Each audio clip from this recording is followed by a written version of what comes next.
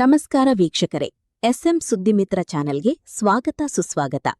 ಬಾಗಲಕೋಟೆ ಜಿಲ್ಲೆ ಜಮಖಂಡಿ ತಾಲೂಕಿನ ತುಂಗಳ ಗ್ರಾಮದಲ್ಲಿ ಮಳೆಯಿಂದಾಗಿ ಮಳೆ ನೀರು ನಾಟಿಕಾರ್ ಓಣಿಯಲ್ಲಿ ಮನೆಗಳಿಗೆ ನೀರು ನುಗ್ಗಿ ಮನೆಯಲ್ಲಿರುವ ದವಸ ಧಾನ್ಯಗಳು, ಅಡುಗೆಗೆ ಬೇಕಾದ ಸಾಮಾನುಗಳು, ಅರಿಬಿಗಳು ನೀರಲ್ಲಿ ಮುಳುಗಿವೆ.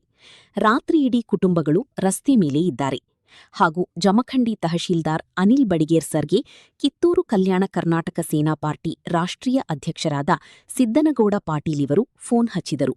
ಫೋನ್ ರೆಸ್ಪಾನ್ಸ್ ನೀಡಲಿಲ್ಲ ಮತ್ತು ಉಪವಿಭಾಗ ಅಧಿಕಾರಿಗಳಾದ ಶ್ವೇತಾ ಬಿಡಿಕಾರ್ ಇವರು ತಾಲೂಕು ಪಂಚಾಯತ್ ಅಧಿಕಾರಿಗೆ ನಿರ್ದೇಶನ ನೀಡಿದ್ದಾರೆ ಹಾಗೂ ತುಂಗಳ ಗ್ರಾಮ ಪಂಚಾಯಿತಿ ಪಿಡಿಒಗೆ ತಕ್ಷಣ ಕ್ರಮ ತೆಗೆದುಕೊಳ್ಳಬೇಕೆಂದು ಹೇಳಿದ್ದಾರೆ.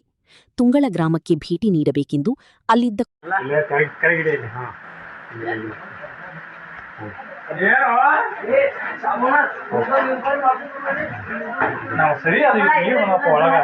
ಸಿಬ್ಬಂದಿ ಕಳಿಸ್ತಾನ ಅಂದಾನು.